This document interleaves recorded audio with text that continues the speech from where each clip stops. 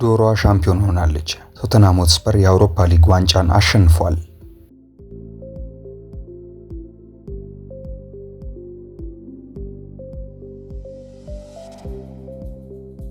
ቶተንሃም ሆትስፐር ማንቸስተር ዩናይትድን 1-0 በማሸነፍ የ2024-25 የአውሮፓ ሊግ ሻምፒዮን ሆኗል። ቶተንሃምን የዋንጫ ባለቤት ያደረገችውን ብቸኛ ግብ ጆንሰን በመጀመሪያው አጋማሽ አስቆጥሯል።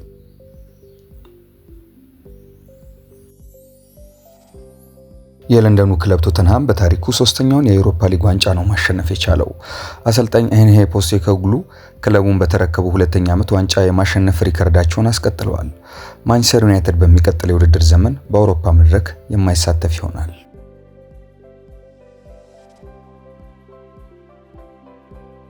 የቶተንሃምን የማሸነፊያ ግብ ያስቆጠረው ብሬንዳን ጆንሰን አሰልጣኝ አንሄ ፖስቴኮግሉ ለጋዜጠኞች ምላሽ መስጠት ይችላሉ ሲል ተናግሯል። አሰልጣኝ አንሄ ፖስቴኮግሉ በውድድር ዓመቱ መጀመሪያ ክለቡን በተረከቡ ሁለተኛ ዓመቴ ዋንጫ አሸንፋለሁ ብለው ነበር። አሁን አንሄ ወደ መገናኛ ብዙሃን ሄደው ምላሽ መስጠት ይችላሉ ሲል ነው ጆንሰን የተደመጠው። ሁልጊዜም በሁለተኛ ዓመቱ ዋንጫ ማሸነፍ ይችላሉ ሲልም መተማመኑን ገልጿል።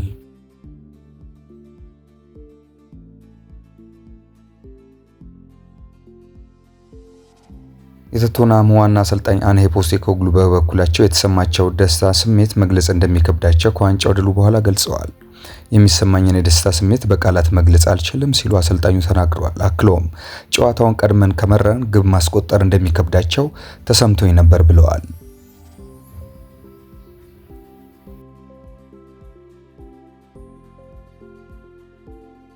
የማንቸስተር ዩናይትድ አሰልጣኝ ሩበን አሞሪም በበኩላቸው ቡድናቸው ጨዋታውን ለማሸነፍ የቻለውን አድርጓል።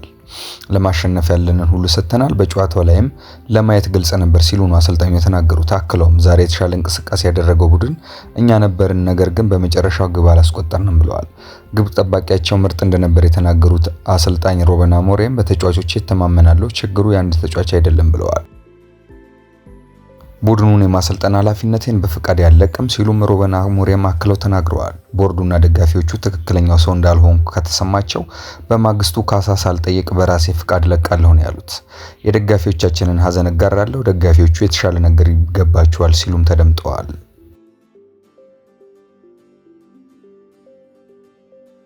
የቀይ ሰይጣኖቹ የመስመር ተጫዋች ሉክ ሾው በበኩሉ እሱን ጨምሮ ተጫዋቾች ያላቸውን አቅም መፈተሽ እንዳለባቸው ተናግሯል።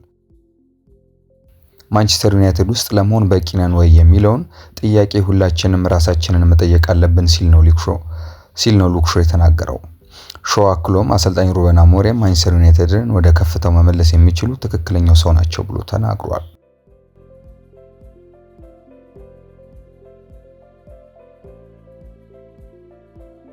ቶተንሃም ሆትስፐር ማንቸስተር ዩናይትድን 1-0 በማሸነፍ የ2024-25 የአውሮፓ ሊግ ሻምፒዮን ሆኗል። በዚህም ቶተንሃም የአውሮፓ ሊግ ዋንጫን ከፍ አድርጎ በማንሳት የቀጣይ ዓመት የአውሮፓ ቻምፒዮንስ ሊግ ተሳታፊ መሆኑን አረጋግጧል።